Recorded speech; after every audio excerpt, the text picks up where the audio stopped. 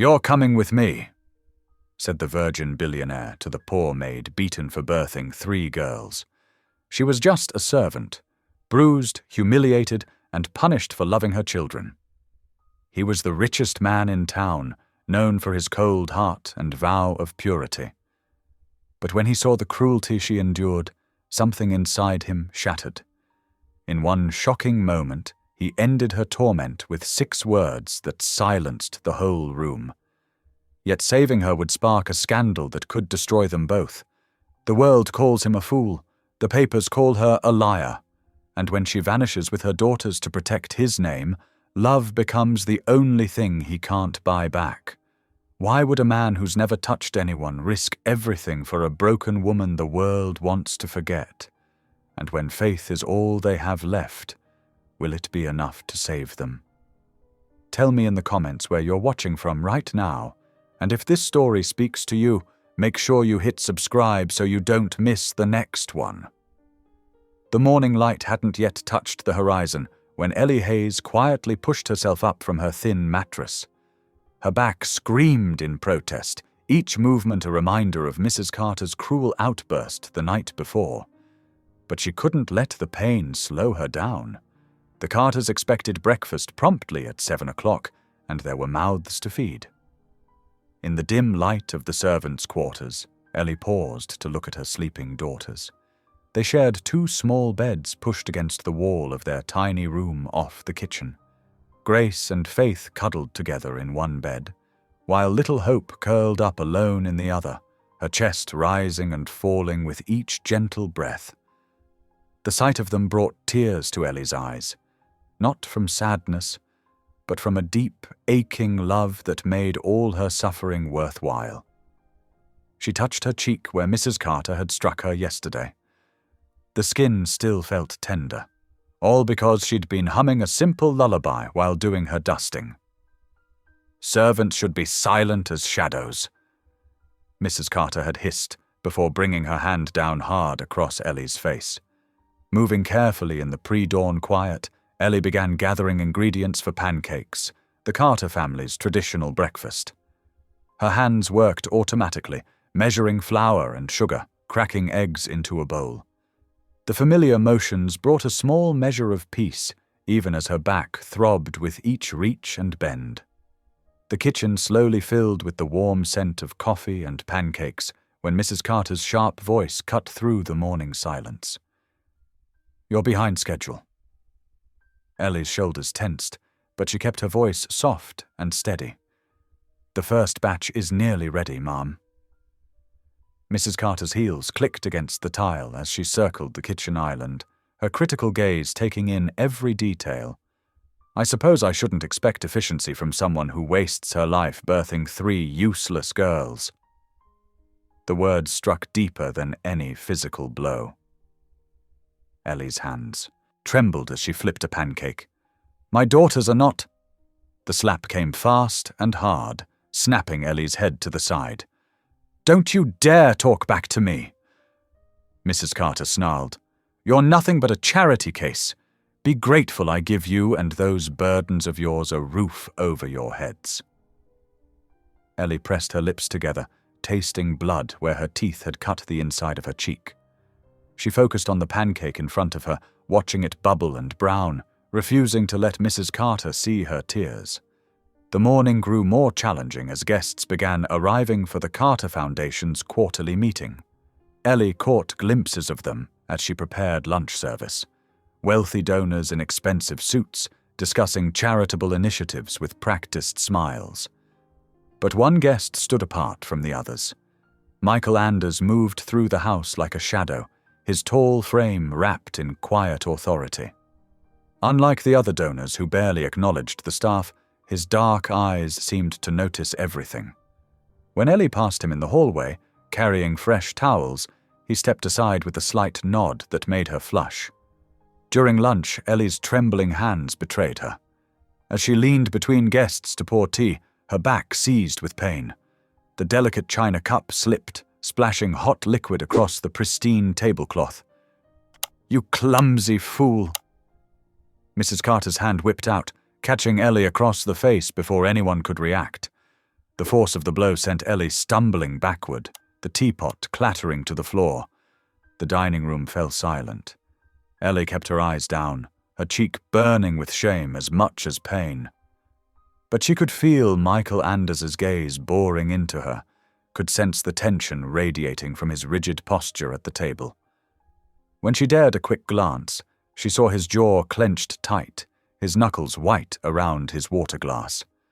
"Clean this mess up immediately," Mrs. Carter commanded, her voice honey-sweet for her guests. "I do apologize for the help's incompetence."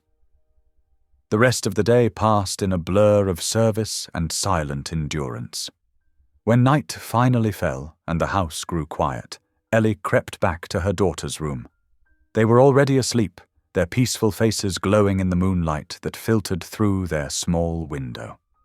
Ellie knelt beside their beds, ignoring the protest of her battered body.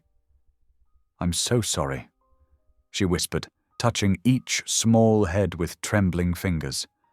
"I'm sorry I'm so weak. Sorry I can't give you better than this." Her voice caught on a sob. "But I promise I'll keep trying. I'll find a way to be stronger for you."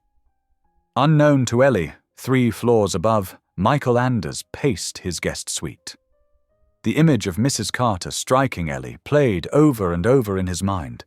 His hands clenched into fists as he remembered the resigned acceptance in Ellie's eyes, the way she'd absorbed the abuse as though she believed she deserved it. He stopped at the window, staring out at the manicured grounds bathed in moonlight. The Carter estate represented everything he despised about wealth, the way it could mask cruelty behind a veneer of respectability. His own billions weighed heavily on him sometimes, but tonight they felt like power. Power to make changes, power to protect. Michael's reflection stared back at him from the window glass, his expression hard with fury and determination. He'd seen enough. More than enough. The question was, what was he going to do about it? The night stretched on, with Ellie finally drifting into an uneasy sleep beside her daughters, while above them, Michael Anders continued his restless vigil, his mind working through possibilities and plans. 2 souls, separated by wealth and circumstance, yet connected by the day's events. Both struggling with their own forms of powerlessness and strength, neither aware of how their lives were about to intersect in ways that would change everything. Dawn crept over the horizon like a weary traveler, painting the sky in shades of steel grey that matched Ellie's mood. Her body protested with every movement as she forced herself through her morning routine, each step a reminder of yesterday's abuse. The bruises beneath her long-sleeved uniform throbbed in time with her heartbeat, but she couldn't afford to slow down. In the kitchen, she struggled to lift a heavy pot of coffee, her arms trembling from the effort. The sound of Mrs. Carter's heels clicking against the marble floor sent a shiver down her spine. "For heaven's sake, what is taking so long?" Mrs. Carter's voice cut through the kitchen's morning quiet. "The guests will be down for breakfast any minute. Are you deliberately moving at a snail's pace?" Ellie kept her eyes lowered, focusing on steadying the coffee pot. "No, Mum. I'm sorry, I'll work faster." Mrs. Carter circled her like a hawk studying its prey. "I saw how you looked at Mr. Anders yesterday," she said, her voice dripping with venom. "Don't think I didn't notice your pathetic attempts to gain his sympathy, as if a man like that would give someone like you a second glance." "I wasn't—" Ellie began, but Mrs. Carter's hand shot out, gripping her arm so tight she nearly dropped the pot. "Don't you dare lie to me!" Mrs. Carter hissed. "I know exactly what you're trying to do, playing the victim, hoping he'll rescue you like some fairy tale prince." Her fingers dug deeper into Ellie's arm. "Well, let me remind you of your place." The slap echoed through the hallway like a gunshot. Ellie stumbled backward, her hip hitting the counter as she struggled to keep her balance. The coffee pot clattered against the marble countertop, dark liquid splashing across its surface. And then, silence. Michael Anders stood in the doorway, his tall frame filling the space with an energy that seemed to crackle through the air. His face was a mask of controlled fury, dark eyes fixed on Mrs. Carter with an intensity that made her take an involuntary step back. "Mr. Anders." Mrs. Carter's voice shifted instantly to honeyed sweetness. "I was just dealing with some staff discipline." "Staff discipline?" His voice was quiet but carried the weight of steel. "What I just witnessed was inhuman." Mrs. Carter's smile faltered. "Now, Mr. Anders, you don't understand how these people need to be handled." "These people?" Michael's words cut through her excuse like a blade. "The funding ends today, Mrs. Carter." The color drained from Mrs. Carter's face. "What? But you can't." "I can, and I am." He moved into the kitchen, his steps deliberate. "The Carter Foundation will receive no further support from my organization. Your behavior has made that decision remarkably easy." Mrs. Carter sputtered, her carefully maintained composure cracking. "This is ridiculous. Over a servant? You're making a terrible mistake." Michael ignored her, kneeling beside Ellie, who had pressed herself against the counter, one hand covering her bloodied lip. His eyes softened as they met hers, the fury replaced by gentle concern. "You're coming with me," he said quietly but firmly. Ellie's eyes widened. "But my daughters, we'll get them too," he assured her. "Right now." Mrs. Carter's laugh was sharp and bitter. "Oh, this is Rich, the billionaire white knight, swooping in to save the poor little maid. Do you have any idea how this will look?" Michael helped Ellie to her feet, his touch careful and respectful. "The only thing that matters is how your actions look, Mrs. Carter, and I assure you they look exactly as despicable as they are." The house staff had gathered in the hallway, drawn by the commotion. They watched in stunned silence as Michael guided Ellie toward the front door, his hand steady at her elbow. Outside, the sky had opened up, rain falling in heavy sheets that drummed against the mansion's roof. Without hesitation, Michael shrugged off his expensive coat and draped it over Ellie's shoulders. The gesture, so simple yet so telling, drew gasps from the watching staff. He sheltered her with his own body as they made their way to the sleek, black car waiting in the circular drive. "This isn't over," Mrs. Carter called from the doorway, her voice nearly lost in the storm. "You'll regret this." But Michael was focused solely on helping Ellie into the passenger seat, ensuring she was safely inside before closing the door. The rain plastered his white shirt to his shoulders as he walked around to the driver's side, but he seemed completely unconcerned with his own comfort. As the car pulled away from the Carter estate, the staff burst into furious whispers. By afternoon, the story had spread through the serving circles of every wealthy home in town. By evening, it had reached the local coffee shops and grocery stores. And by sundown, everyone in town was talking about how Michael Anders, the mysterious billionaire philanthropist, had stood up to Margaret Carter in her own home, wrapped his coat around her abused maid, and driven away with her in his car. The rain continued to fall, washing away the morning's ugliness, while inside the black car, Ellie sat in stunned silence, wrapped in the warmth of Michael's coat. The gentle purr of the engine and the rhythmic swish of the windshield wipers created a cocoon of safety she hadn't felt in years. She glanced at Michael's profile, his jaw still set with determination, and wondered if she was dreaming. But the ache in her cheek and the weight of his coat around her shoulders told her this was real. This moment, this act of kindness would change everything, and somewhere in her heart, beneath the fear and uncertainty, a tiny spark of hope began to glow.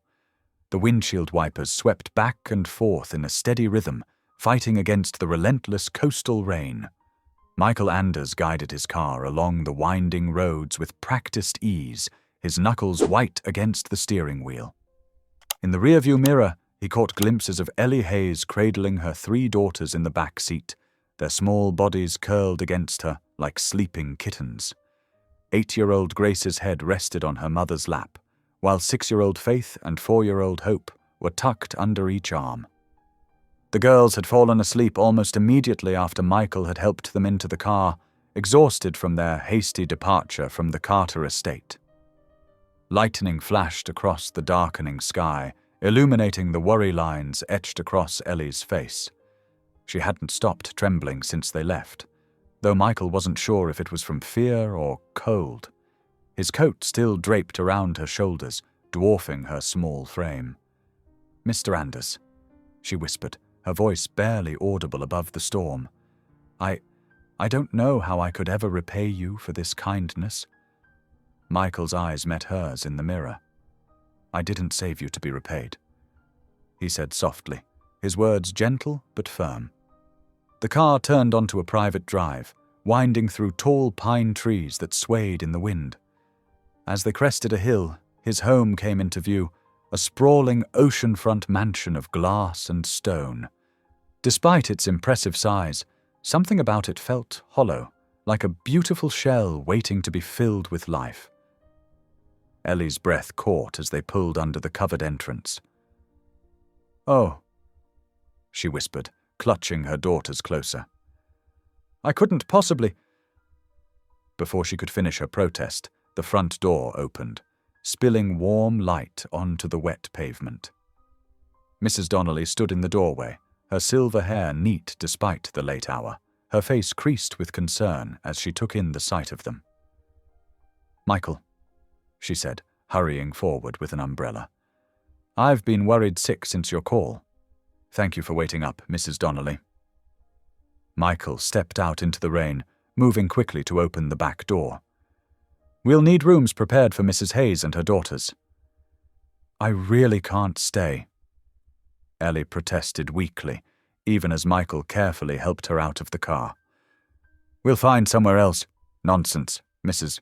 Donnelly cut in, her tone brooking no argument. "You'll do no such thing.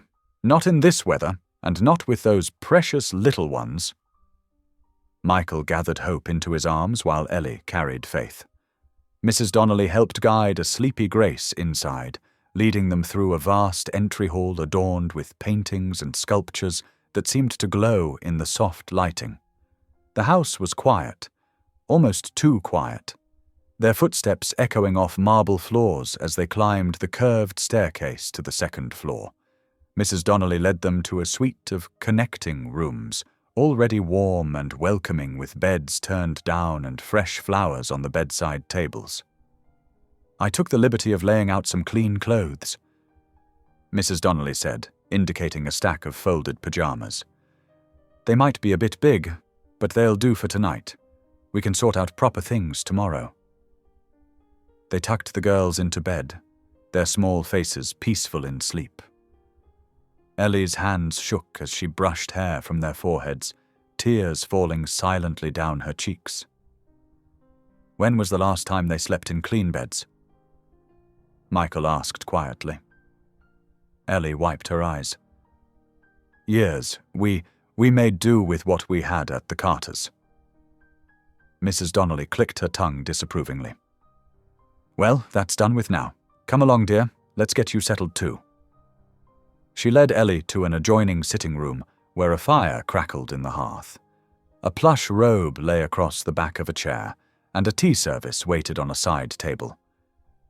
"Change into something dry," Mrs. Donnelly instructed. "I'll be back to check on you shortly." When she'd gone, Michael retrieved a first aid kit from a cabinet. Ellie emerged from the bathroom wearing the robe, looking small and uncertain in the firelight.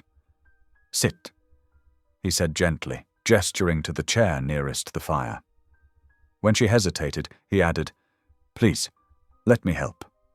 She sank into the chair, her shoulders tense. Michael knelt beside her, opening the first aid kit with careful movements. He took out antiseptic and healing ointment, his touch impossibly gentle as he began tending to the bruises on her face. "Why?" Ellie whispered, her eyes searching his. "Why do you care what happens to us?" Michael's hand stilled for a moment. because I've seen this before," he murmured, his voice rough with emotion. In the firelight, his eyes glistened with unshed tears, and Ellie caught a glimpse of old pain there, the kind that never fully heals. They sat in silence as he finished treating her injuries, the rain drumming against the windows and the fire crackling softly. When he was done, Ellie clasped her hands together and bowed her head. "Thank you, Lord," she whispered, her prayer barely audible, "for sending an angel when we needed one most." Michael moved to the window, his reflection ghostly in the rain-streaked glass. He stood there, straight-backed and silent, watching the storm rage outside while different tempests raged within. Memories of another woman, another time, another set, of bruises that no one had been able to heal. Mrs. Donnelly found them like that moments later. Ellie by the fire, prayer still on her lips, and Michael at the window, guardian and haunted soul all at once. She looked between them, understanding in her wise eyes before quietly closing the door and leaving them to their respective vigils. The rain continued to fall, washing away the day's darkness, while inside the mansion, 4 souls slept peacefully for the first time in years, and one stood watch, holding his own demons at bay with newfound purpose. Morning sunlight streamed through the tall windows of Michael Anders' mansion, painting golden patterns across the polished breakfast table. The sound of childish giggles filled the usually quiet dining room as Grace, Faith, and Hope sat wide-eyed before plates piled high with fluffy pancakes, fresh strawberries dotting the surface like jewels. "Mama, look!" 4-year-old Hope squealed, her small fingers sticky with syrup. "They're so pretty." Ellie watched her daughters with tears threatening to spill. She couldn't remember the last time she'd seen them this happy, this carefree. 6-year-old Faith carefully cut her pancakes into tiny squares, savoring each bite as if afraid it might disappear. 8-year-old Grace, always the protective older sister, kept glancing at their mother, seeking reassurance that this wasn't just a dream. "Mrs. Hayes." Mrs. Donnelly appeared with another plate of pancakes. "You've barely touched your breakfast. You need your strength." Ellie nodded, picking up her fork with trembling fingers. It's been so long since you've been treated like a human being." Mrs. Donnelly's voice was gentle but firm. "Well, get used to it, dear. Things are different now." From the adjoining study, they could hear Michael's voice, deep and controlled, but with an edge of steel as he spoke on the phone. "I want all ties with the Carter Foundation severed immediately. Yes, I understand the implications. No, this isn't negotiable." Ellie's chest tightened. She pushed back her chair, intending to thank him again, to somehow express the depth of her gratitude. But when she approached the study door, she found him withdrawn, his broad shoulders tense as he stared out the window, phone pressed to his ear. "The documentation will be on your desk by noon," he was saying. "Make it happen." He ended the call but didn't turn around. "Mr. Anders," Ellie began softly. "Please." He cut in, still facing the window. "You don't need to thank me again."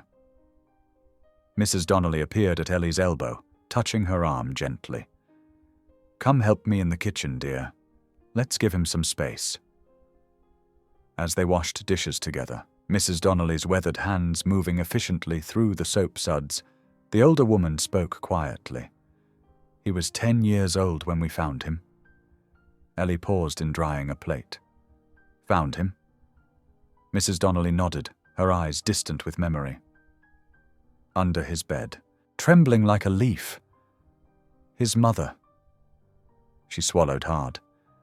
She'd been dead for hours, his father's final act of cruelty before disappearing forever. Michael had hidden there, too scared to move, too young to understand that she was gone. Ellie's hand flew to her mouth, the dish towel dropping forgotten to the floor. "Oh, God. Years of abuse, you see." Mrs. Donnelly continued softly. His father was a monster wearing a businessman's suit. His mother endured it all, trying to protect Michael. In the end, she shook her head. Well, in the end, no one protected her.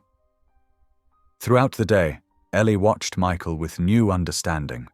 She saw how he flinched slightly at sudden movements, how he kept his distance while remaining vigilant. She recognized the shadows in his eyes, the same ones she saw in her own mirror. That evening, as she tucked her daughters into their beds, she heard a slight creak at the doorway. Michael stood there, watching as she smoothed Hope's curls and kissed Faith's forehead. His expression had softened, the usual stern lines of his face gentling, as Grace sleepily asked for a bedtime story. "Once upon a time," Ellie began, her voice soft in the dimly lit room, "there was a brave knight who saved people in trouble." She didn't miss how Michael's hands clenched at his sides, or how he lingered until all three girls were sleeping peacefully. But the peace they'd found was shattered the next morning. Michael's assistant burst into his study, tablet in hand, face grim. "Sir, you need to see this." The headline screamed across every major news site. "Billionaire rescues servant, rumors swirl." Photos flooded social media. Michael leading Ellie out of the Carter estate, shielding her with his coat, helping her into his car. The comments beneath were cruel, speculative, dirty. "We need to issue a statement," the assistant insisted. "The press is having a field day. There are implications." "Implications." Michael's voice was deadly quiet. "You mean they're turning basic human decency into scandal?" "Sir, please, just a brief explanation." "I will not explain kindness." Michael cut him off. "If they want to twist this, let them. I won't dignify their gossip with a response." Ellie stood in the doorway, her face pale. "This is all my fault," she whispered. "Just like at the Carters. They said I was trying to seduce Mr. Carter when I was just serving tea. Now they'll say, 'Stop.'" Michael crossed the room in 3 quick strides, his hands gentle on her shoulders. "Listen to me carefully, Ellie. If the world doesn't understand, that's their burden, not yours. You've done nothing wrong." But even as he spoke the reassuring words, his jaw was tight, his eyes stormy. He could feel it building. The media circus, the speculation, the inevitable storm of public opinion that would try to taint something pure with its own darkness. Mrs. Donnelly appeared, shooing Ellie toward the kitchen where the girls were, waiting for lunch. "Come along, dear. Let the vultures circle. They'll tire themselves out eventually." But in the study, Michael stood before the wall of windows, watching dark clouds gather on the horizon. His phone buzzed incessantly with calls from reporters, board members, social connections, all demanding explanations he refused to give. The photos continued to spread online, each new post adding another layer of innuendo to what had been a simple act of mercy. His assistant hovered anxiously. "The board is concerned about the foundation's image. The foundation exists to help people," Michael said firmly. "If they've forgotten that, perhaps it's time for new board members." From the kitchen came the sound of children's laughter, bright and clear and innocent. Michael closed his eyes, letting it wash over him like a balm. He'd recognized something in Ellie's bruised face, in her daughter's careful movements. The same fear he'd lived with as a child. He'd made a choice. Consequences be damned. Now, as the media storm gathered force and social media buzzed with speculation, he stood firm in that choice. Let them talk. Let them wonder. Some things were worth protecting, even at the cost of public opinion. In the kitchen, Ellie held her daughters close, trying to shield them from the growing chaos. But she could feel it too, the gathering storm, the weight of judgment, the price of kindness in a world too cynical to accept it at face value. 2 days passed in tense silence at Michael's oceanfront mansion. The morning fog hung heavy over the grounds when an urgent knock echoed through the halls. Ellie, who had been helping Hope with her breakfast, froze at the sound. Her fingers trembled as she wiped them on her apron. Mrs. Donnelly hurried to answer the door, but Ellie followed close behind. Her heart nearly stopped when she saw 2 police officers standing on the doorstep, their badges glinting in the weak sunlight. "Eleanor Hayes?" the taller officer asked, his expression stern. "Yes?" Ellie's voice came out barely above a whisper. "We have a warrant for your arrest." He held out an official-looking document. "Mrs. Margaret Carter has filed charges against you for theft and—" He paused, checking the paper. "Moral turpitude." The world seemed to tilt beneath Ellie's feet. Behind her she heard Michael's quick footsteps approaching. "What's the meaning of this?" His voice was sharp but controlled. The second officer explained. "Mrs. Carter claims Ms. Hayes stole money from the household and—" He cleared his throat awkwardly. "Used seduction to escape disciplinary action for her crimes." Michael's face darkened with fury, but his voice remained steady. "Contact my legal team immediately," he instructed Mrs. Donnelly, who was already reaching for the phone. Outside, car doors slammed as news vans began pulling up to the gates. Reporters spilled out, cameras flashing, microphones ready.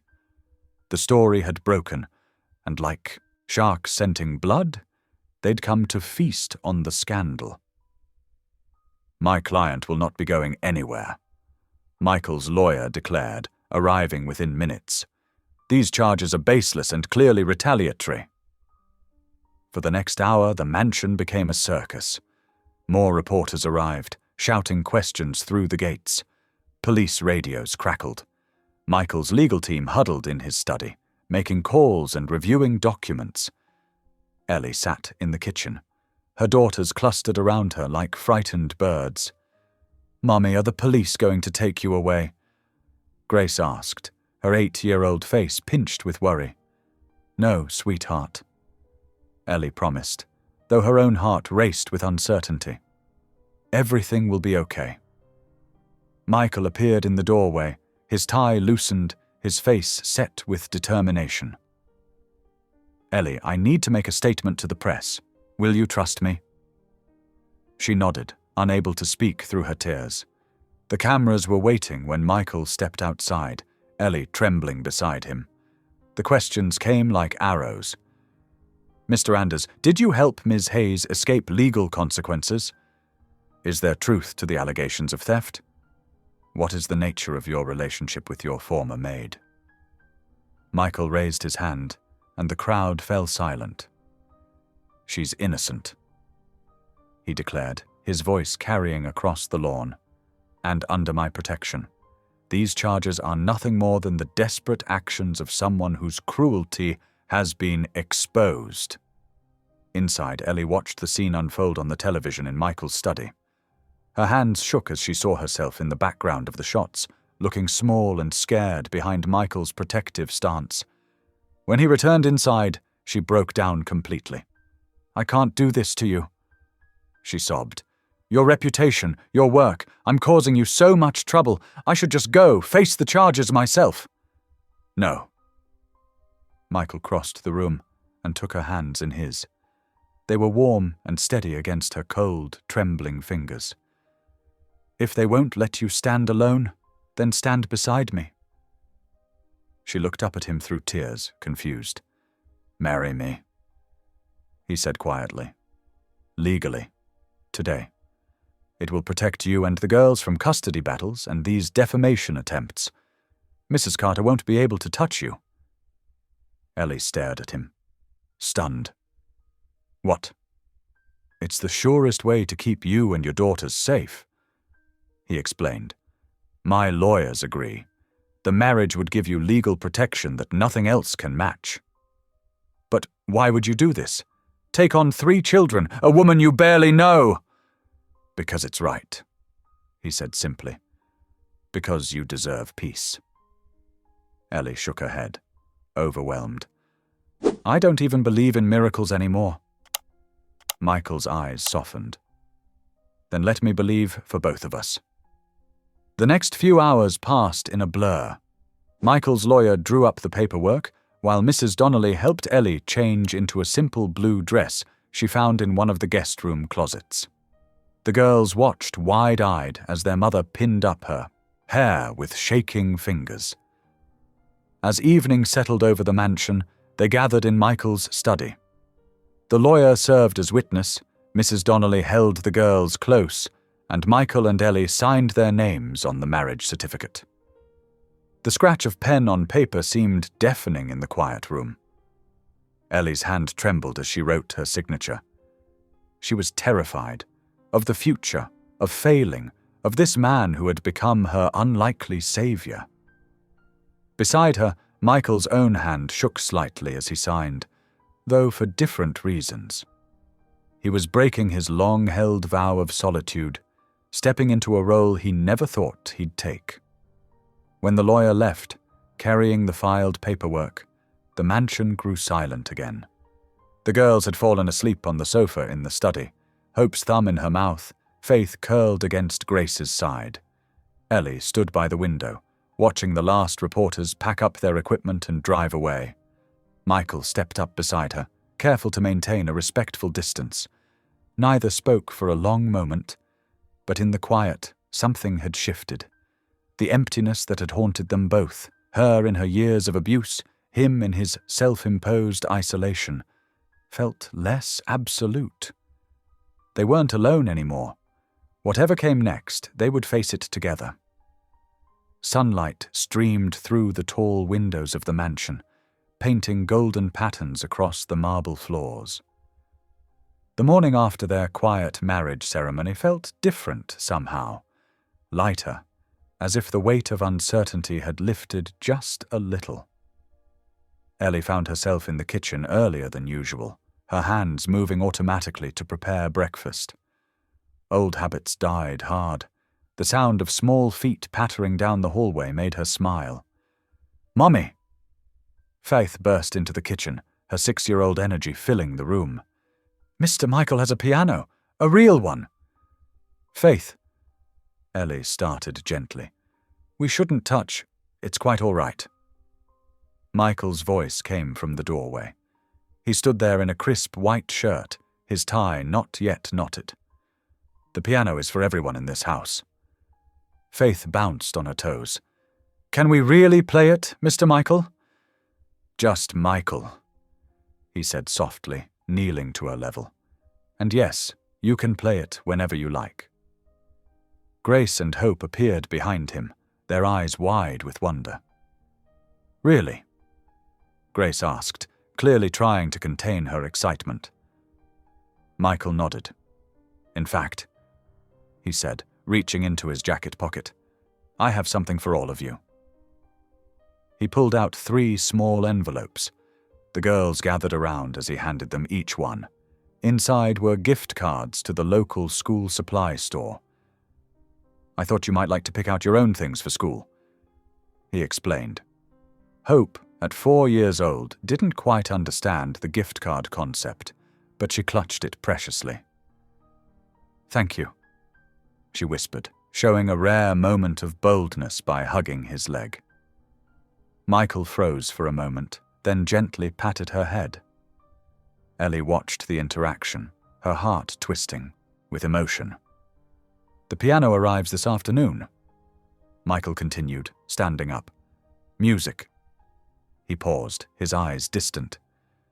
"Music heals things words can't." Throughout the morning, Ellie insisted on maintaining her usual routine, cleaning, organizing, preparing meals. When Michael found her dusting the library shelves, he frowned. "Ellie, you don't need to do this anymore. You're not a servant here." She kept dusting.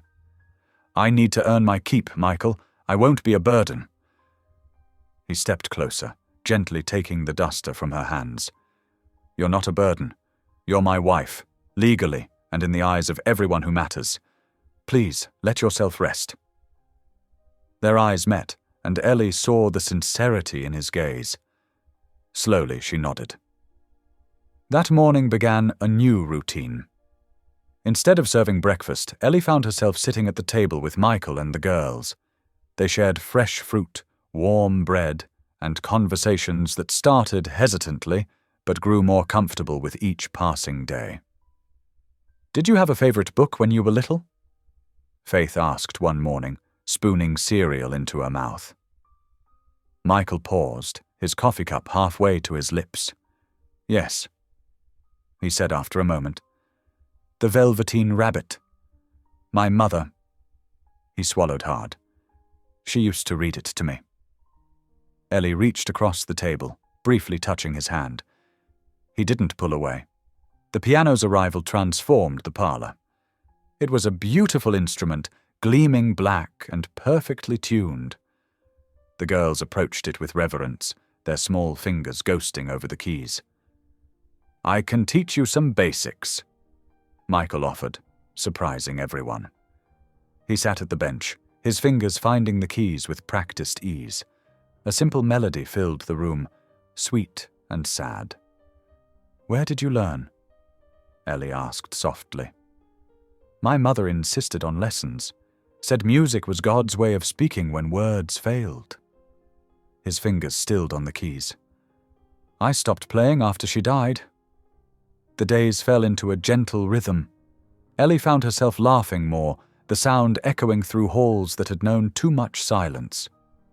The girls bloomed under Michael's quiet attention, especially Faith, who took to following him around asking endless questions that he answered with infinite patience. When Michael mentioned his upcoming charity event at the church shelter, Ellie surprised him by asking to come along. "Are you sure?" he asked. "There will be press there." "I want to help," she said firmly. "I can't hide forever." The shelter was a place of both hardship and hope. Women and children filled its rooms, each with stories that echoed Ellie's own. She moved among them with natural grace, offering comfort, listening to their stories, holding hands that trembled like hers once had. Michael watched from across the room as she sat with a young mother, gently bouncing her baby while the woman ate her first proper meal in days. Something in his chest loosened, a warmth he hadn't felt in years spreading through him. When their eyes met across the room, he smiled, really smiled, and Ellie caught her breath at the transformation in his face. Later that evening, after the girls were asleep, Ellie found Michael in his study. He sat in his usual chair, but something about his posture seemed different, more relaxed, more present. "Thank you," she said quietly. He looked up. "For what?" "For giving me back my dignity, for showing my girls what kindness looks like, for everything." Michael stood slowly, moving to stand before her. "No, Ellie," he said, his voice rough with emotion. "You restored mine. I'd forgotten what it meant to truly help someone, to let people in. I've been hiding behind my wealth and my principles for so long." They stood in comfortable silence for a moment, the evening light painting shadows on the walls. Finally, Ellie wished him good night and turned toward her room. Michael followed, keeping a respectful distance. At her door, she turned to find him, watching her, with an unreadable expression. He seemed to want to say something more, but instead he bowed his head slightly. "Lord," he whispered, just loud enough for her to hear, "thank you for second chances." Then he turned and walked away, his footsteps echoing in the quiet hallway. Ellie watched him go, feeling something shift in her heart, something that felt remarkably like hope. The late September morning dawned bright and crisp as Michael watched the three girls climb into his car, backpacks almost as big as they were. Mrs. Donnelly had helped Ellie pick out new school clothes for them, simple but pretty dresses that made the girls beam with pride. "Remember what we practiced?" Ellie knelt before Hope, straightening her tiny collar. "Yes, Mama.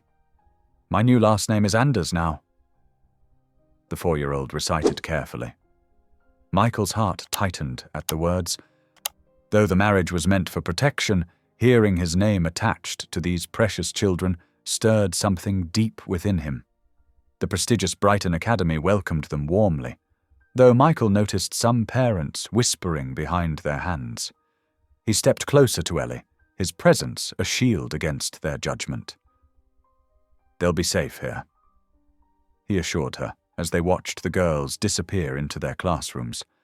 "The headmistress knows their situation." Ellie nodded, wiping away a tear. "I never thought they'd have this chance."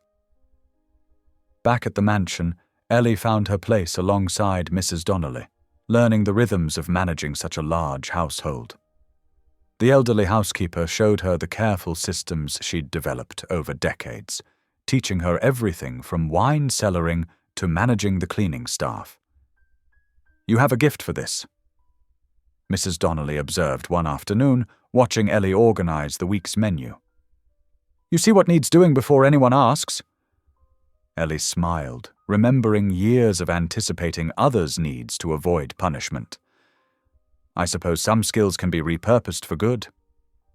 It was during one of these quiet afternoons that Ellie noticed Thomas, the elderly gardener, sitting alone on a bench in the rose garden.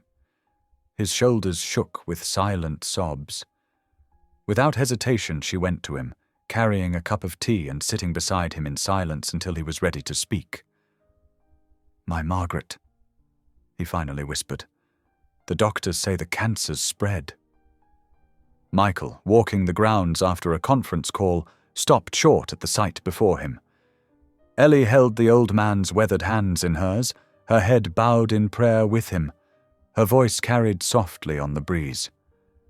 "Lord, we lift up Margaret to you. Give her strength, give Thomas courage, and remind them both that love is stronger than any darkness." The simple grace of her prayer, the genuine compassion in her touch, it pierced something in Michael's carefully constructed walls. He watched as she helped Thomas to his feet, promising to visit Margaret in the hospital. That evening, seeking quiet after the girls were asleep, Ellie found herself drawn to light spilling from Michael's study. She paused in the doorway, surprised to find him bent over a sketch pad, charcoal moving in swift, sure strokes. He looked up, caught, then gestured for her to enter. "I don't usually let anyone see these." Ellie moved closer, gasping softly at the scene taking shape on the paper. Waves crashed against rocky cliffs, storm clouds gathering overhead. The ocean seemed alive with motion and emotion. "It's beautiful," she breathed. "I didn't know you were an artist." Michael set down his charcoal, rubbing his thumb across a smudge. "My mother taught me. She said art was a way to speak the unspeakable." Something in his voice made Ellie reach for the kettle he kept in his study. She prepared tea the way she'd learned he liked it. Strong, with just a touch of honey. "Tell me about her?" she asked softly, setting his cup beside him. Michael stared into the amber liquid, his fingers tracing the cup's rim. "She was luminous. Even when my father's cruelty dimmed her light, she found ways to shine. She'd paint with me in secret, sing when he was away." His voice cracked. "The day she died, I found her last painting hidden under her bed. It was of 2 birds flying free." Ellie's heart ached at the pain in his voice. Without thinking, she reached across the desk and took his hand. His fingers were cold, trembling slightly. "Then maybe God sent you to break that chain," she whispered, feeling him stiffen at her touch, then slowly relax. "You're not your father, Michael. You're the man who stops the hurting." Tears gathered in his eyes but didn't fall. They sat in understanding silence until the tea grew cold. That night, for the first time in decades, Michael dreamed of his mother. Not as he usually saw her, bruised and afraid, but smiling, her hands covered in paint, teaching him to mix colors. He woke with tears on his pillow but peace in his heart. The next morning, he heard it. the same sweet lullaby that had earned Ellie a beating in the Carter house. She was folding laundry in the sunroom, her voice soft but clear. "Hush now, my darling. Be still and rest. Angels are coming to give you sweet dreams." Instead of flinching at the memory of that cruel day, Michael found himself drawn to the melody. Without conscious thought, he joined in, his deep voice harmonizing with her lighter one. Ellie turned, startled but not stopping. Together they finished the verse, their voices weaving together like threads of gold and silver. When the song ended, neither spoke. Something had shifted, like a key turning in a long-locked door. That evening, they stood on the balcony watching the sun sink into the ocean. The autumn air was crisp, carrying the scent of Mrs. Donnelly's roses and sea salt. Below them, the girls played in the garden, their laughter floating up like bubbles. "I never thought I'd hear them laugh like that again," Ellie said softly. Michael turned to look at her, seeing how the sunset painted her face in soft gold. Something was growing between them, as gentle as morning light, as natural as breathing. It was too pure, too precious to name. This feeling that made his chest ache with both joy and fear. They stood in comfortable silence as the stars began to appear, each lost in thoughts of healing, hope, and the mysterious ways that God mends broken things. The ocean whispered below, constant and eternal, while in the garden 3 little girls chased fireflies, their giggles echoing through the gathering dusk. The morning paper arrived like a slap. Ellie's hands trembled as she read the headline, "Billionaire's Marriage of Convenience, Sources Reveal Truth Behind Anders's Sudden Wedding." Below it, grainy photos showed Michael entering his office building, his face stern and distant. The article was filled with anonymous sources claiming their marriage was a calculated move to protect his reputation. Ellie quickly folded the paper, trying to hide it beneath a stack of mail, but Michael's quiet voice made her jump. "You don't need to protect me from them." He stood in the doorway of the kitchen, still in his running clothes, a sheen of sweat on his forehead. "I saw the online version at 5 this morning." "I'm so sorry," Ellie whispered, her cheeks burning. "This is all my fault." Michael crossed the room, his expression gentle but firm. "Let them talk, Ellie. Truth doesn't need defending." But she saw the tension in his jaw, the way his hands clenched slightly at his sides. He was angry, not at her, but at the invasion of their privacy, the cruel speculation that turned kindness into scandal. The morning proceeded as usual. Breakfast with the girls, homework checks, kisses goodbye. But when Michael left for a board meeting, Ellie noticed his shoulders were rigid with contained fury. Later that afternoon, Grace came home early from school, her small face tear-stained. Ellie found her curled up in the window seat of the library, clutching her favorite Bible. "Sweetheart, what happened?" Ellie sat beside her daughter, gathering her close. "Jenny Marshall said..." Grace hiccuped.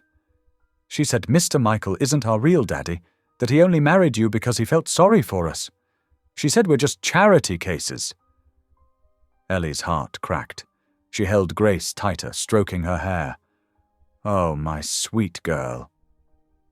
That evening, after the younger girls were asleep, Ellie told Michael about the incident.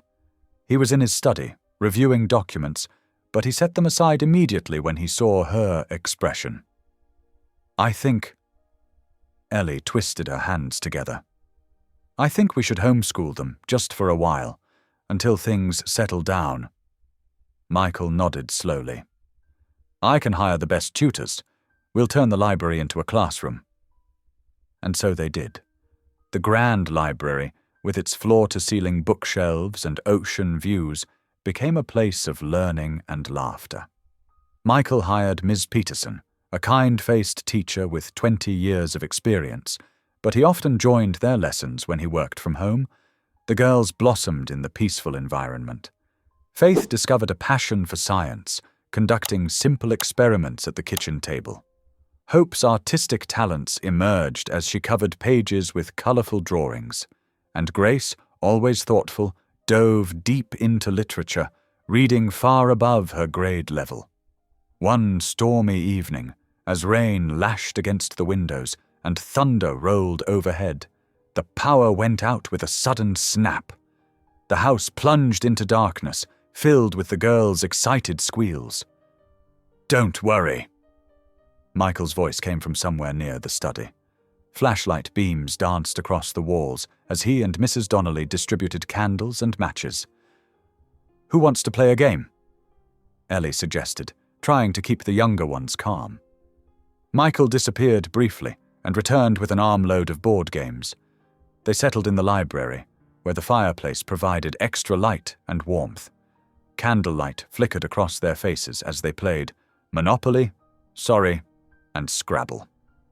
"That's not a real word." Faith giggled as Michael laid down his tiles. "Quixotic is absolutely a word," he defended, trying to keep a straight face. "It means unrealistically idealistic." "Like you?" Ellie teased, surprising herself with her boldness. Michael's eyes met hers across the board, something warm and tender in his gaze. "Perhaps." Hours passed in a blur of laughter and friendly competition.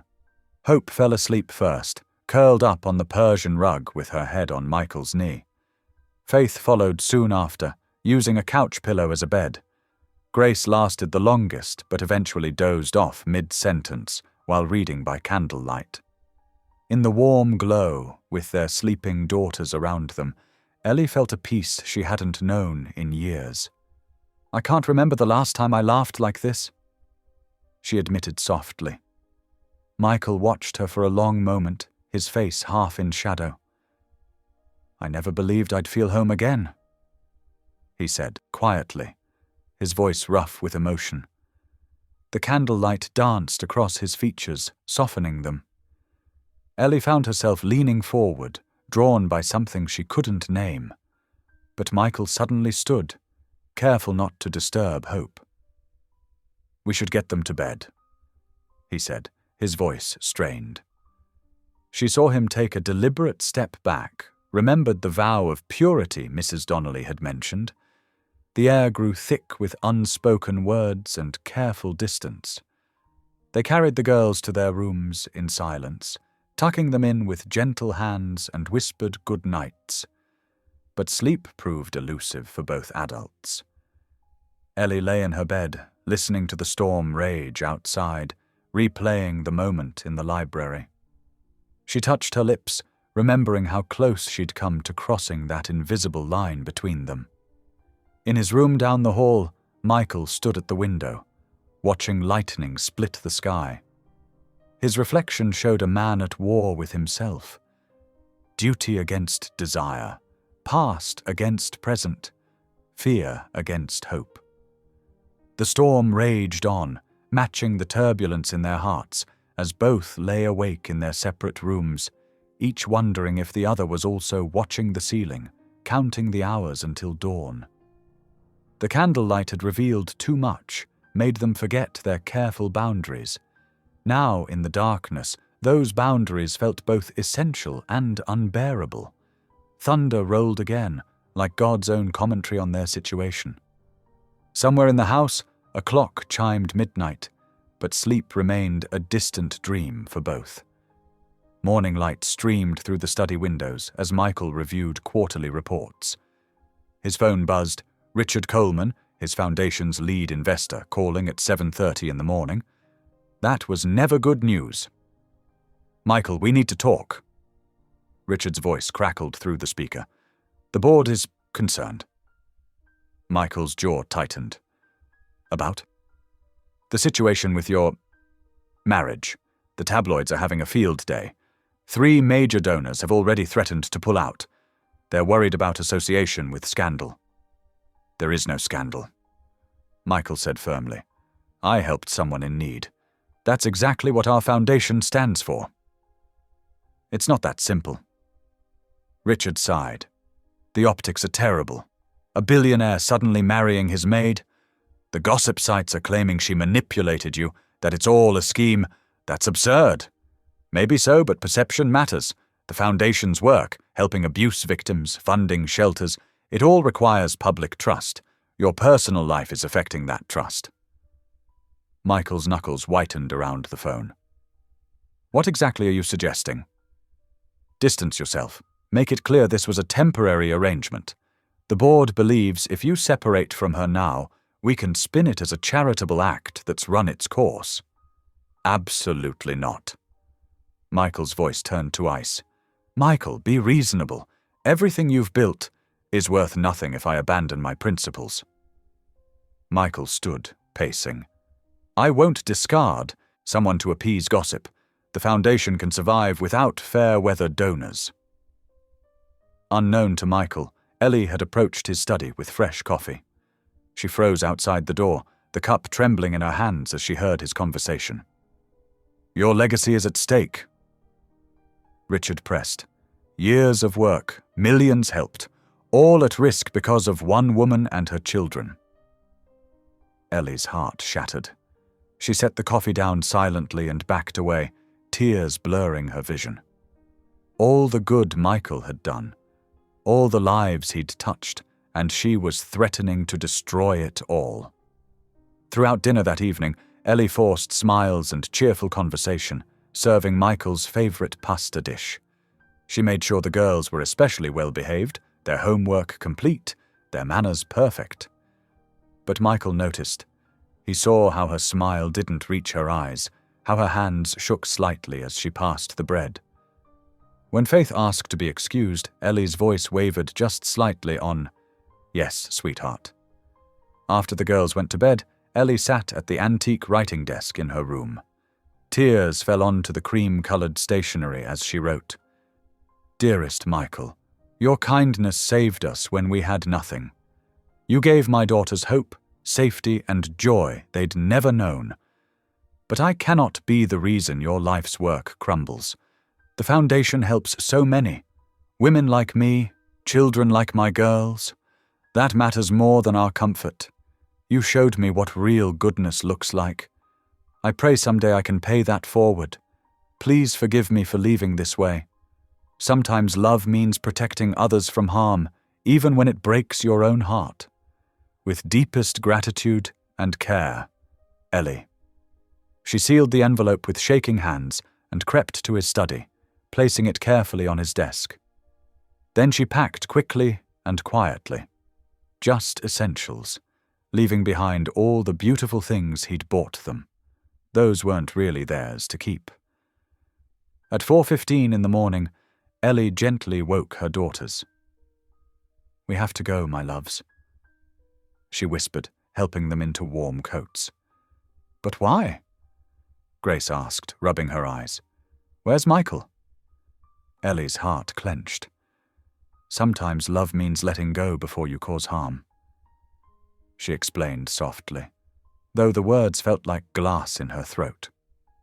They slipped out just before dawn, while the house was still dark and quiet. Ellie knew Pastor Ruth would take them in. She'd helped so many women start over. The shelter wasn't fancy, but it was safe. Hope cried silently in the taxi, and Ellie held her close. Faith stared out the window at the mansion growing smaller behind them. Grace just looked at her mother with old, knowing eyes that made Ellie's heart break all over again. When Michael woke at his usual 6 o'clock, the house felt wrong, too quiet. No sounds of breakfast preparation, no giggles from the girls' rooms. His heart started pounding before his mind even processed why. He found her letter on his desk, and his hands trembled so badly he could barely open it. As he read, his carefully constructed walls crumbled. The letter fell from his fingers as he dropped to his knees beside his desk. God, please! His voice broke on a sob, the first tears he'd shed since his mother's funeral. Please bring them home safe. He pressed his forehead against the cool wood of his desk, shoulders shaking. I can't lose another family, he whispered, Not again. Please. The morning sun painted golden stripes across his bowed form as he prayed, while across town, Ellie tucked her exhausted daughters into narrow shelter beds, her own prayers a mirror of his. God, please let this be right. Please let him understand. Please keep his heart safe from the harm we might have caused. The day dawned bright and clear, but for both of them, it felt darker than any storm. The mansion felt like a tomb. Each footstep echoed through empty halls where children's laughter once rang. Michael walked aimlessly, touching the piano keys that now gathered dust, pausing at the girls' bedroom doors left slightly ajar, just as they'd left them. Mrs. Donnelly watched him with growing concern. His suits hung looser each day, his face gaunt from sleepless nights and untouched meals. She left plates outside his study door, only to find them cold and untouched hours later. "Mr. Anders," she pleaded one morning, finding him staring at Faith's forgotten teddy bear. "You need to eat something." He merely shook his head, his voice hollow. "I keep thinking I hear them. Little footsteps. Hope's giggle. But it's just..." Silence. At Pastor Ruth's shelter across town, Ellie threw herself into work, trying to outrun her heartache. She rose before dawn to help in the kitchen, cooking breakfast for dozens of women and children. Her hands stayed busy, but her mind wandered back to quiet mornings sharing coffee with Michael, watching sunrise paint the ocean gold through his study windows. The girls struggled to adjust. Grace grew quiet, her usual brightness dimmed. Faith stopped telling her silly jokes. But Hope, sweet, fragile Hope, seemed to fade the most. She missed her special cushion on Michael's piano bench, where she'd sit for hours watching him work. "Mama," Hope whispered one night, her small face flushed. "When can we go home?" Ellie's heart cracked. "This is home now, sweetheart. We're safe here." But safety felt cold compared to the warmth they'd left behind. 10 days after leaving the mansion, Hope didn't come down for breakfast.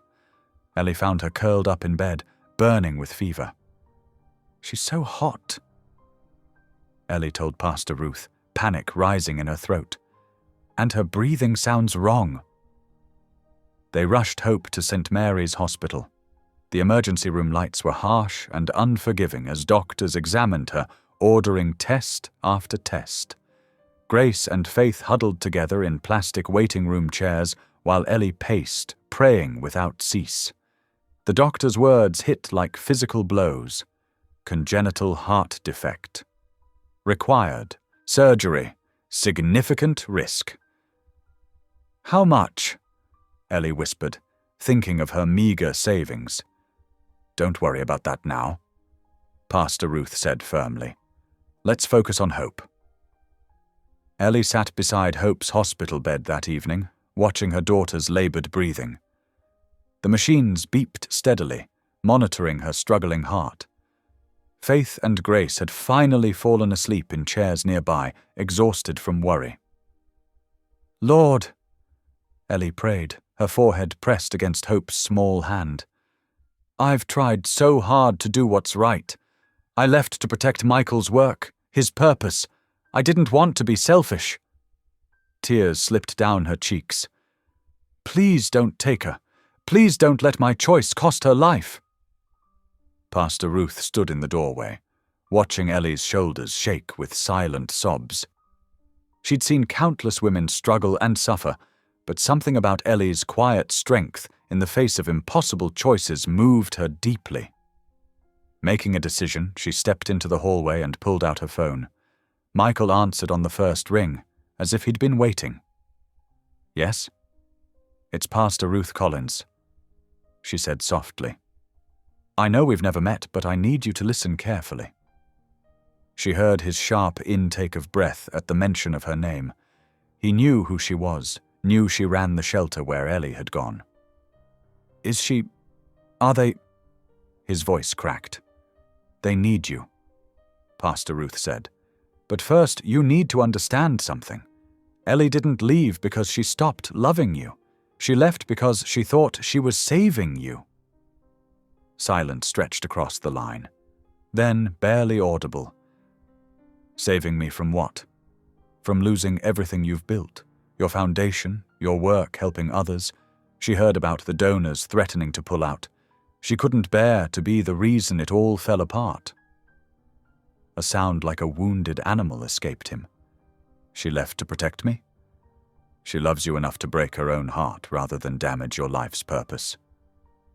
Pastor Ruth's voice gentled. "But right now, Hope is in the hospital. She needs surgery, and Ellie needs strength she's running out of." "Where?" The word came out like a prayer. "St. Mary's Hospital, 4th floor, pediatric wing." The line went dead. Pastor Ruth smiled slightly, knowing he was already moving. Michael drove through thick fog, his headlights cutting white paths through the darkness. His hands gripped the steering wheel so tight his knuckles showed white, but his mind was crystal clear for the first time in days. He'd thought they'd left because he wasn't enough, because his damaged heart couldn't offer what they needed. But they'd left because Ellie thought she wasn't worthy of costing him anything. The realization burned like holy fire in his chest. They'd both been so careful of each other's hearts, they'd forgotten how to simply let love heal them.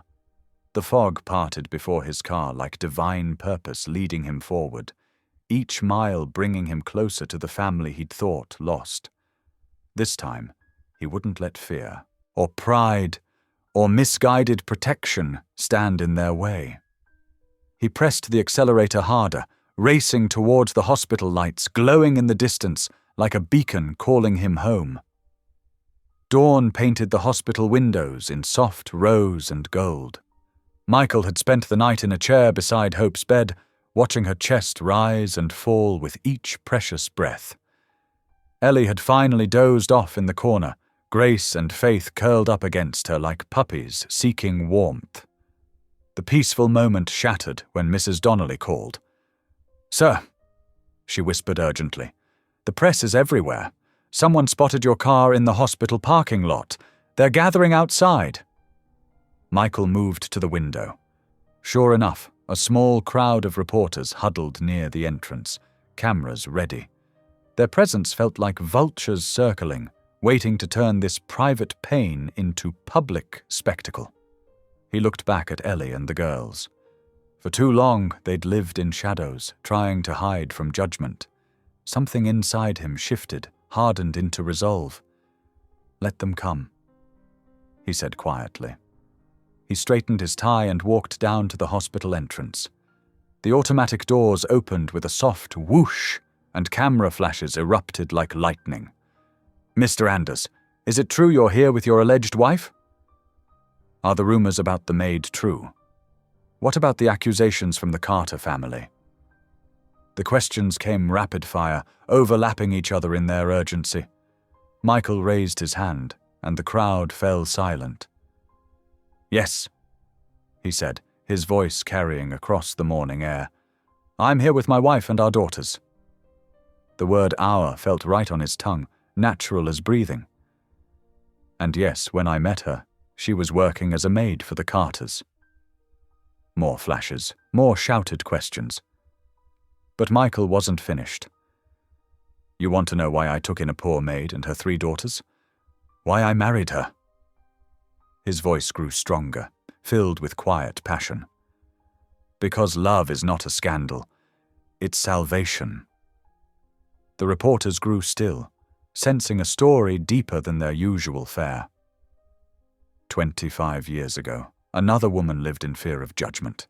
She cleaned houses, raised her son alone, endured abuse because she thought she deserved no better. Michael's voice cracked slightly. "That woman was my mother." Camera flashes slowed, notebooks lowered. In the growing silence, Michael continued. "She died when I was 10 years old, beaten to death by a man who thought his wealth gave him the right to destroy her." He took a deep breath. "I found her body. I hid under my bed until police came, and I promised myself that if I ever saw that kind of cruelty again, I wouldn't look away. A female reporter in the front wiped her eyes discreetly. When I saw Ellie Hayes being struck, being humiliated, I saw my mother. When I heard her daughters crying, I heard myself as a child. Michael's eyes blazed with conviction. So yes, I took them in. Yes, I married her. Not for scandal, not for attention, but because sometimes love means standing between the vulnerable and those who would harm them. Up on the 4th floor, Ellie stood in the hallway window, watching. Tears streamed down her face as Michael's words carried through the hospital's sound system. Pastor Ruth stood beside her, squeezing her hand. "He's breaking every wall," Pastor Ruth whispered. "For you." Below, Michael continued. "You want headlines? Here's your headline. Local billionaire remembers his mother by protecting another mother. Man with wealth chooses to use it, defending the defenseless. Love wins over cruelty." His voice softened.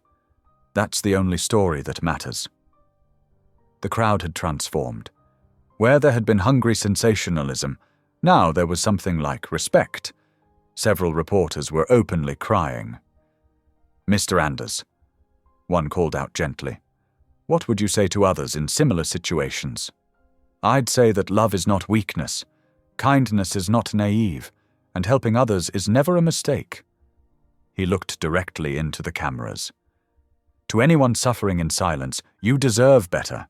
To anyone with the power to help, use it, because in the end, we're all just broken people trying to heal each other." The story spread like wildfire. Within hours, social media exploded with support. Love Not Scandal started trending. The shelter's donation page crashed from too much traffic as people rushed to contribute. By afternoon, the hospital administrator visited Hope's room. "We've been moved by your story," she told Ellie. "The hospital board has voted to cover 60% of Hope's surgery costs." Ellie could barely speak through her tears. "Thank you," she whispered. The day passed in a blur of medical preparations and quiet conversations. Hope was scheduled for surgery early the next morning. As evening fell, Ellie found herself drawn to the hospital chapel. The small room was empty, lit only by flickering candles. She knelt in the front pew, hands clasped tight. "Thank you," she prayed, "for showing me that sometimes running away isn't the answer, that sometimes staying and fighting is the braver choice." Footsteps echoed behind her. She didn't need to turn to know who it was. The air itself seemed to change when Michael entered a room. "I didn't mean to leave forever," she whispered, still facing forward. Michael moved slowly, deliberately, until he stood beside her pew. "I never stopped waiting." His voice was rough with emotion, and something in its rawness gave her courage to look up at him. His eyes held the same warmth she remembered, the same quiet strength that had first made her feel safe. "I thought I was protecting you," she said softly. "Your work, your reputation, it means so much to so many people. I couldn't bear to be the reason it fell apart." Michael knelt beside her pew, bringing them eye to eye. "Ellie," he whispered, "don't you understand? Without you and the girls, none of it means anything. You taught me that love isn't just about protection. It's about presence, about staying, even when it's hard. Especially then." He reached out slowly, giving her time to pull away, and took her hand. "You and the girls, you brought music back into my house. Laughter, light. For the first time since my mother died, I felt like I was living, not just existing." Ellie's fingers tightened around his. "I was so scared," she admitted. "Not of you, never of you, but of needing you, of letting myself believe in something good." "I know." His thumb traced gentle circles on her palm. "I've been scared too, scared of not being enough, of somehow tainting you with my broken parts. You're not broken, she whispered fiercely. You're healing. We all are. The chapel's candles flickered, casting warm shadows across their joined hands. Outside, the hospital hummed with its usual nighttime activity, but in here, time seemed to pause, giving them space to find their way back to each other. Tomorrow morning, Michael said softly.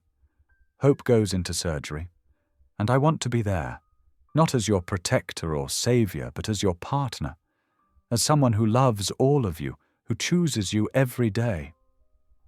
Tears spilled down Ellie's cheeks. Even with all the gossip, the judgment? Let them talk. He smiled gently. We know the truth. Love isn't a scandal, it's a miracle, and I'm done being afraid of miracles. They sat together in the quiet chapel, hands clasped, hearts beating in sync. Tomorrow would bring its own challenges, but for now, in this sacred space, they had found their way home to each other. The first rays of dawn painted the hospital walls in soft amber light. In the surgical waiting room, Ellie sat rigid, her hand gripping Michael's so tightly her knuckles had turned white. The distant sound of medical equipment hummed through the corridors like an anxious heartbeat. 4 hours, she whispered, glancing at the wall clock for the 100th time. They said it could take up to 6. Michael's thumb traced gentle circles on her palm, a steady rhythm that matched his breathing. She's strong, Ellie. Stronger than anyone knows. Grace and Faith had fallen asleep on the chairs across from them, exhausted from the early wake-up. Mrs. Donnelly sat nearby, keeping watch over them with motherly concern. As the morning light grew stronger, memories washed over Ellie like waves. She remembered the first time she'd noticed Hope's breathing wasn't right, how the little girl would get winded just climbing stairs. But at the Carter estate, medical care had been a luxury she couldn't afford. The guilt of that knowledge pressed against her chest. I should have known sooner, she whispered. Should have found a way to get her checked. Michael shifted closer, his voice low and gentle. You did everything you could with what you had. That's all anyone can do. A nurse walked past, and Ellie tensed, but it wasn't for them. The waiting continued. Tell me something, she said suddenly, desperate for distraction. Something from before, from when you were young. Michael was quiet for a long moment, his eyes distant. I used to make up stories, he finally said. Every night, after things got bad, I'd lie in bed and pretend the day had ended differently. Ellie turned to face him, seeing the shadows of old pain in his eyes. What kind of stories? Simple ones. I'd imagine my mother cooking dinner, laughing at something I'd said. My father coming home sober, asking about my day at school. Normal things that never happened. He smiled sadly. But the best part was always the ending. In my stories, every night ended in peace. Even when it didn't.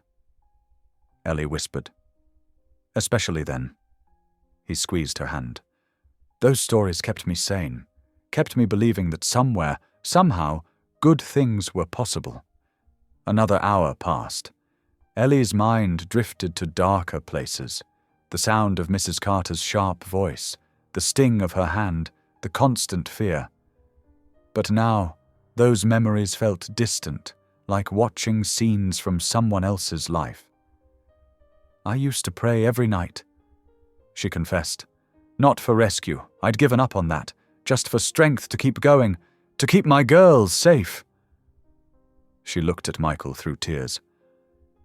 I never imagined God would send someone like you. Michael's eyes glistened. Maybe that's why he did, because you weren't asking for yourself. The surgical wing doors opened, and both of them jumped. But it was another family's doctor, bringing different news to different anxious faces. Tell me more, Ellie pleaded. About after... How did you survive? Michael's voice grew softer, meant only for her. Books helped. I'd hide in the library after school, read about people who overcame impossible things. But mostly it was small acts of kindness. The librarian who always saved me the new adventure novels. The lunch lady who slipped extra food in my bag. They probably never knew what it meant to me. Is that why you started the foundation? Partly. He shifted in his chair. I wanted to create safe spaces for people who needed them. But I think I was also trying to prove something. That damaged people could still do good things. You're not damaged, Ellie said fiercely. You're beautiful. The words hung between them, honest and raw. Michael's breath caught, and for a moment the whole world seemed to pause.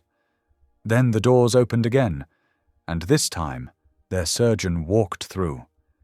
His face was tired but kind, his surgical cap still on his head. She's going to be okay. The words took a moment to register. Ellie felt her knees give way as relief flooded through her. Michael caught her as she collapsed, holding her close as sobs shook her body. The repair went perfectly.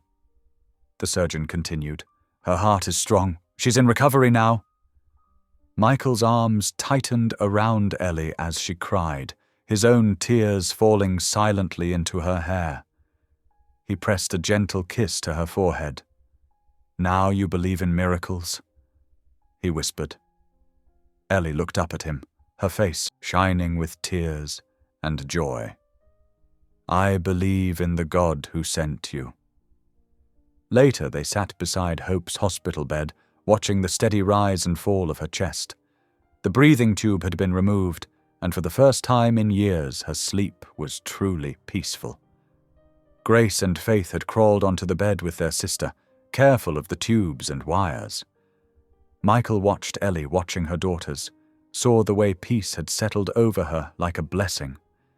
Something had shifted between them, something profound and permanent. It wasn't just the crisis they'd weathered together, or the prayers they'd shared. It was the recognition that their broken pieces fit together perfectly, creating something stronger and more beautiful than either had imagined possible. The morning sun streamed through the window, painting everyone in gold. Hope's small hand was clasped in her mother's, while Michael's arm rested protectively around Ellie's shoulders. The machines beeped steadily, a rhythm like music, like hope, like love. They had survived the night, and this time the piece wasn't just a story, it was real. The hospital hallway slowly became familiar territory over the weeks that followed Hope's surgery. Michael's polished dress shoes clicked against the gleaming floors each day as he visited, his briefcase tucked under one arm and usually carrying some small gift or treat for the girls. Grace had claimed the comfortable chair by Hope's window as her reading spot, a small stack of children's Bibles and storybooks always within reach. On Michael's third visit, she'd shyly asked if he would listen to her read. His heart melted at the request. This is about Daniel in the lion's den, Grace explained seriously, smoothing the colorful page with careful fingers. It's about having faith even when you're scared. Michael settled into the chair beside her, his tall frame dwarfing the hospital furniture. That sounds perfect. I'd love to hear it. As Grace's clear voice filled the room with ancient tales of courage and divine protection, Michael found himself drawn into the simple power of her faith. He noticed how she would pause occasionally to explain things to Hope, making sure her little sister understood the important parts. Faith, true to her name and nature, had transformed one corner of the room into an art gallery. Her crayon masterpieces covered the wall, bringing splashes of color to the sterile space.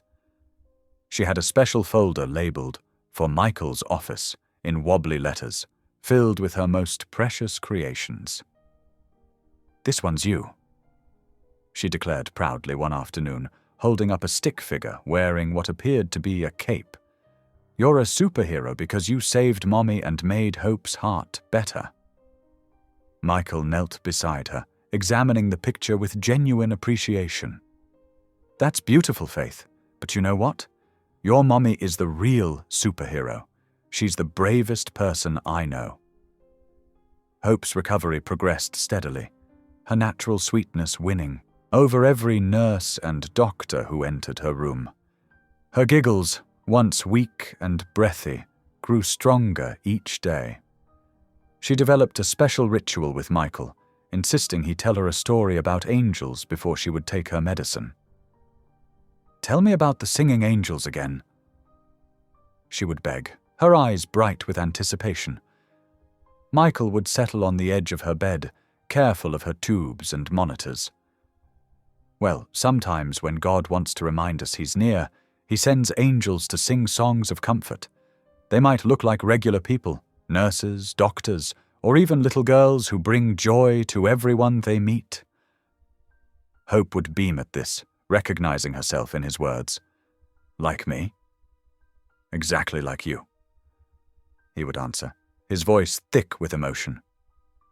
Ellie bloomed in this new environment, her natural compassion finding purpose in the hospital's family wing.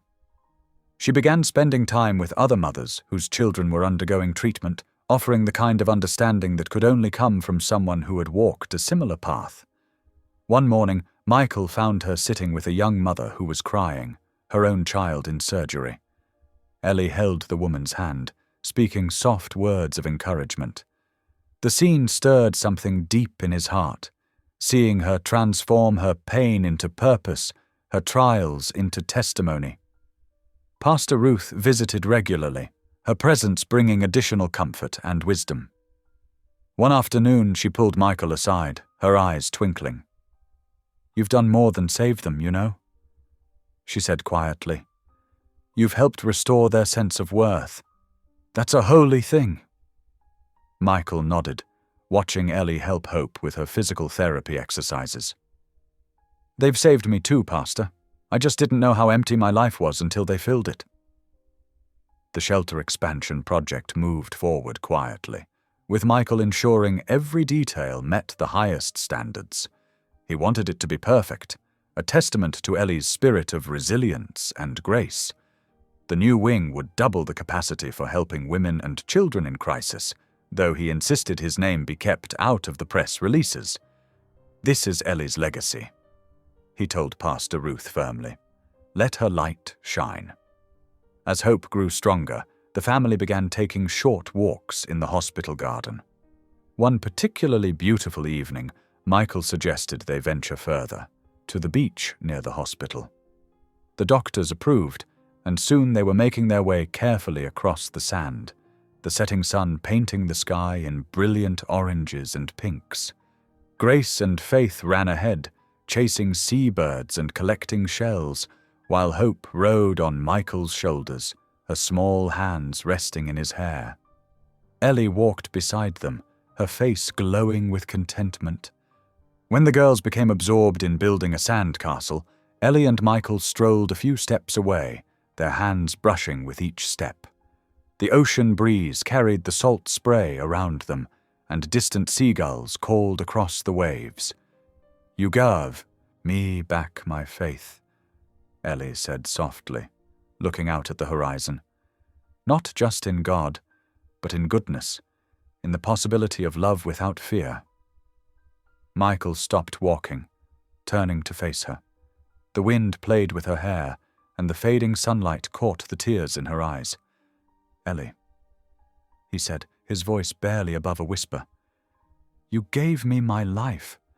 Before you and the girls, I was just existing, following rules, building walls, trying to prove something to the world. But now," he paused, overwhelmed by emotion, "now I know what it means to truly live." The ocean wind swirled around them like a blessing, carrying the sound of their daughter's laughter. Michael's hand found Ellie's cheek, his touch as gentle as a prayer. She leaned into it, her eyes never leaving his.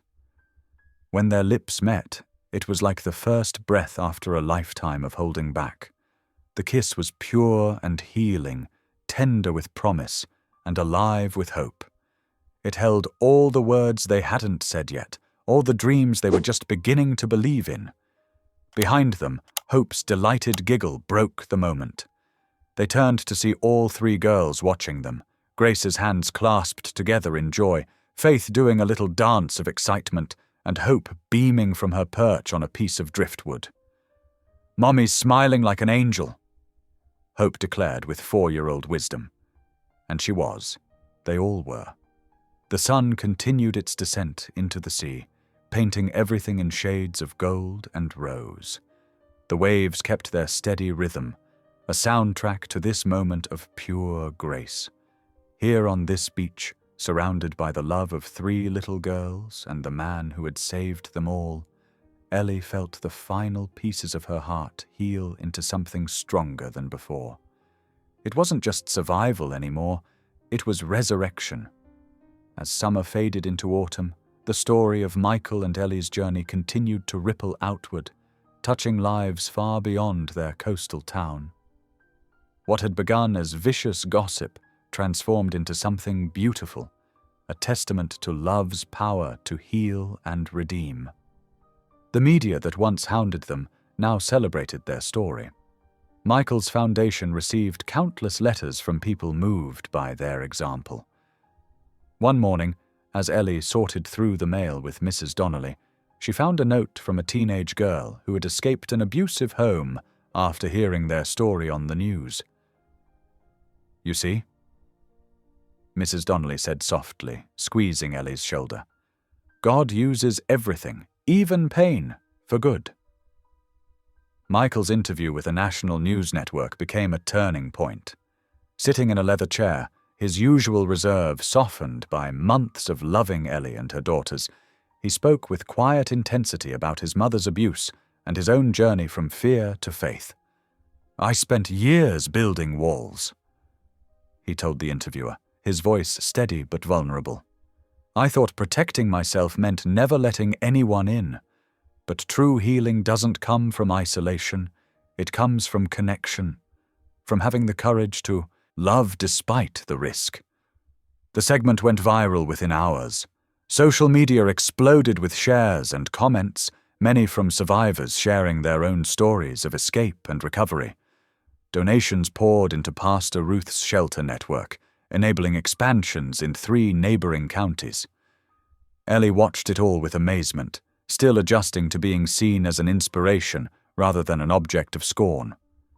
Local women's groups began inviting her to speak at their events. At first she declined, terrified of the spotlight. But Pastor Ruth gently encouraged her. "Your story might be someone else's survival guide," the pastor said during one of their weekly coffee meetings. "You don't have to be eloquent, just be honest." So Ellie began speaking, first to small groups at the shelter, then at community centers and church gatherings.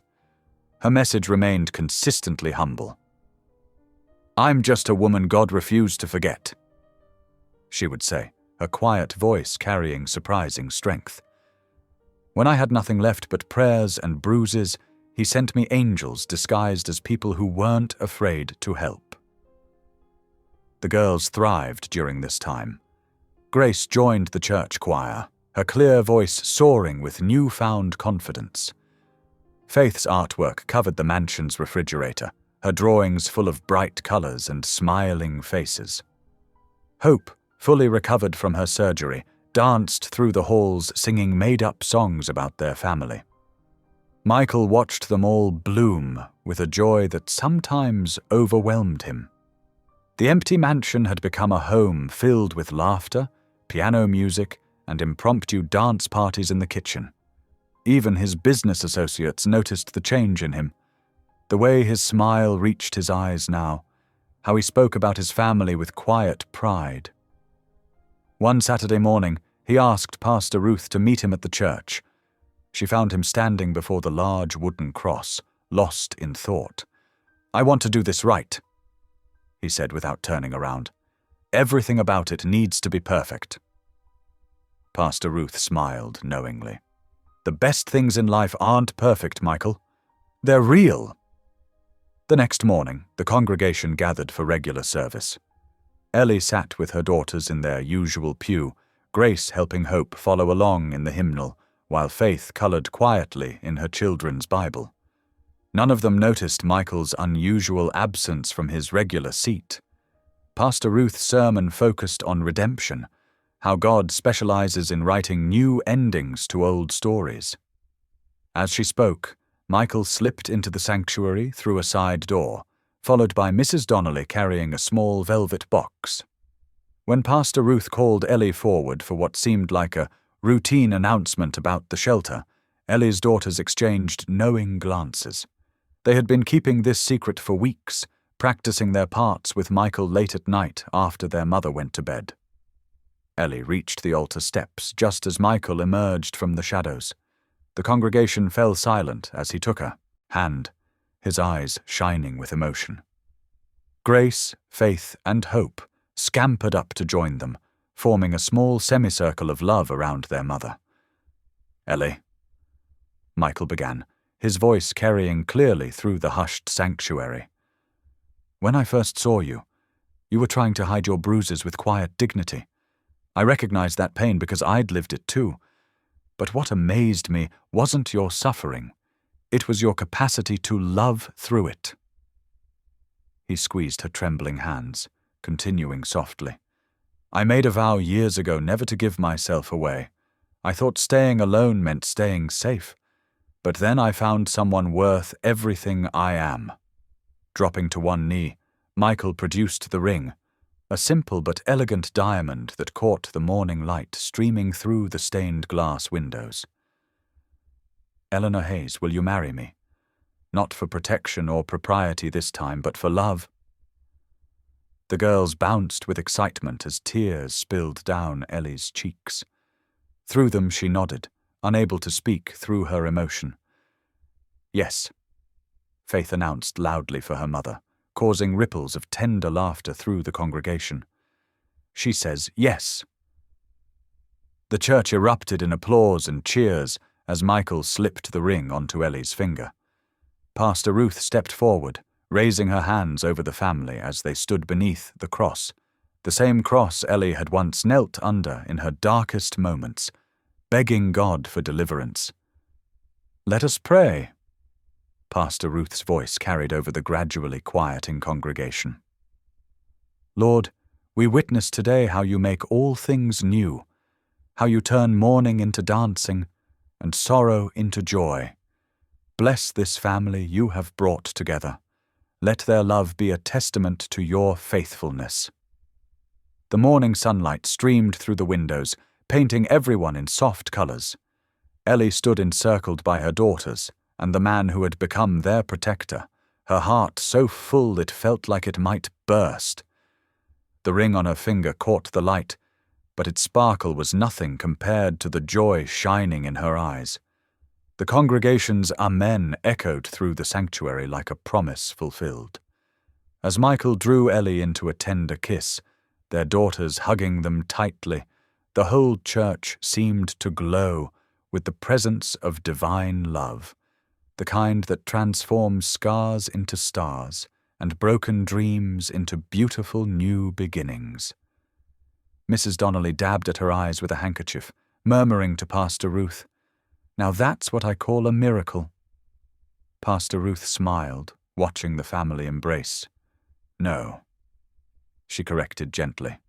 "That's what I call grace." The applause continued, punctuated by sounds of joy and celebration as the family made their way down the aisle together. Michael held Ellie's hand while Hope rode on his shoulders, Grace and Faith skipping ahead, throwing flower petals they had somehow smuggled into church for this moment. The seaside mansion that once echoed with emptiness now breathed with vibrant life. Warm evening light spilled through, tall windows as delicious aromas wafted from the kitchen where fresh bread had just come out of the oven. The sound of Hope practicing Amazing Grace on the piano floated through the halls, her small fingers finding the notes with growing confidence. In the grand dining room, Ellie arranged silverware, while Grace and Faith carefully placed cloth napkins beside each plate. The table settings gleamed in the fading sunlight, transforming their evening meal into something sacred. "Mummy, can I put the flowers in the middle?" Faith asked, reaching for the fresh bouquet of garden roses. "Of course, sweetheart." Ellie smiled, helping her daughter position the vase just right. "They're beautiful, aren't they?" Michael entered, carrying long white tapers, his suit jacket draped over one arm after a long day at the foundation. His eyes softened as he watched his family working together, the sight still filling him with quiet wonder. He moved around the table, lighting each candle with careful precision. "Something smells wonderful," he said, breathing in deeply. "We helped make lasagna," Hope announced proudly, abandoning her piano practice to join them. "And garlic bread, too!" As they gathered around the table, the flames dancing gently in the evening air, Hope's small voice piped up. "Can I say grace tonight?" "Of course you can, Angel," Michael said, reaching for Ellie's hand as they all bowed their heads. Hope's clear voice filled the room with childhood innocence. "Thank you, God, for making our family out of love. Thank you for Mommy's cooking and Daddy's hugs and my sisters and our home. And thank you for bringing angels when we needed them most. Amen." "Amen," they echoed softly, the word carrying all their gratitude for the journey that had brought them here. They passed dishes and shared stories about their day. Grace's art project at school, Faith's new friendship with the neighbor's daughter, Hope's improving piano skills. Laughter flowed freely, punctuated by the gentle clink of silverware and requests to pass the salad. After dinner, the girls raced upstairs, their footsteps thundering against the wooden stairs in a way that once would have earned harsh words but now only brought smiles. "Don't forget to brush your teeth," Ellie called after them, gathering plates as Michael helped clear the table. They worked together in comfortable silence, loading the dishwasher and wiping down counters. Through the kitchen window, they could see the moon rising over the ocean, painting a silver path across the dark water. Upstairs, Michael took his turn tucking the girls in, a nightly ritual he cherished. He sat on the edge of each bed, listening to their prayers and kissing their foreheads. Grace quoted her favorite Bible verse about perfect love casting out fear. Faith asked for one more story. Hope just hugged him extra tight, whispering, "I love you, Daddy," in a way that still made his heart catch. When he finished, he found Ellie waiting on the wide front porch, wrapped in a soft cardigan against the evening breeze. She held out her hand, and he took it, drawing her close as they gazed out over the moonlit waves. "Sometimes I still can't believe it," Ellie said softly, leaning into his embrace. "You know, you saved us that day. You were the answer to so many prayers." Michael's arms tightened around her, his chin resting on her head. "No, Ellie," he replied, his voice thick with emotion. "You're the reason I believe again. You and the girls showed me what real faith looks like, not just surviving, but choosing love even after everything." They stood together in comfortable silence, their silhouettes merging into one shadow against the silvery light dancing on the waves. The sound of the ocean provided a gentle rhythm to their thoughts, its eternal motion a reminder of God's constant presence in their lives. Here, in this moment, they were more than survivors of past pain.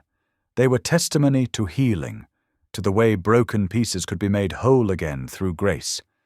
Their story had transformed from scandal to sanctuary, proving that love, when guided by faith, could redeem even the deepest wounds. The gentle mercy of grace surrounded them like the evening air, carrying the salty sweetness of the sea and the distant sound of waves breaking against the shore. In their silence lay all the words they'd ever needed to say: gratitude, wonder, and the quiet miracle of finding home in each other's hearts. Thank you for being here. If something in this story stayed with you, I'd love to see you again. Subscribe, and tomorrow I'll bring you another story crafted with heart.